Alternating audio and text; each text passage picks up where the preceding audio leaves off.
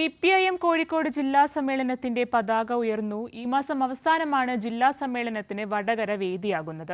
സമ്മേളനത്തിന്റെ അനുബന്ധ പരിപാടികളും നടന്നുവരികയാണ്. ഈ മാസം 29, 30, 31 തീയതികളിലാണ് CPIM കോഴിക്കോട് ജില്ലാ സമ്മേളനത്തിന് വടകര വേദിയാകുന്നത്. ജില്ലാ സമ്മേളനത്തിന്റെ ഭാഗമായി പൊതുസമ്മേളന നഗരിയിൽ പതാക ഉയർന്നു. സ്വാഗത സംഘം ചെയർപേഴ്സൺ KP ബിന്ദു പൊതുസമ്മേളന നഗരിയായ നാരായണ നഗരം ഗ്രൗണ്ടിലെ സീതാറാം യെച്ചൂരി നഗറിലാണ് പതാക ഉയർത്തിയത്.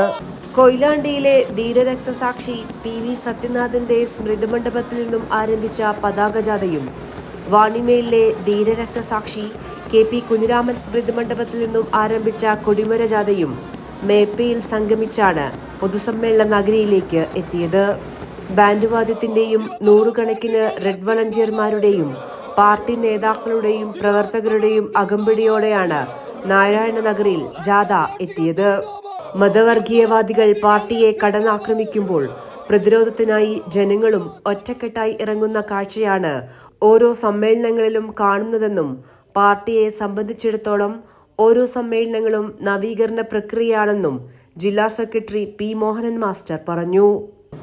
ആരെല്ലാം ഏതെല്ലാം വിധത്തിൽ പരിശ്രമിച്ചാലും അതിനെയെല്ലാം ഞങ്ങൾ നേരിടുക തന്നെ ചെയ്യും. അതിനെയെല്ലാം ഞങ്ങൾ അതിജീവിക്കും.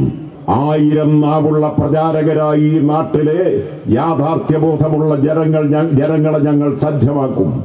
ആ ജനങ്ങളുടെ കരുത്തുപയോഗിച്ച് ഇതിനെയെല്ലാം ഞങ്ങൾ നേരിടും. ജില്ലാ കമ്മിറ്റി അംഗം K പുഷ്പജ പതാകയും ഏരിയ സെക്രട്ടറി TV ഗോപാലൻ കൊടിമരവും ഏറ്റുവാങ്ങി.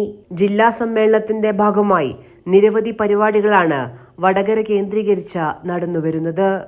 കൈരളി ന്യൂസ്, കോഴിക്കോട്.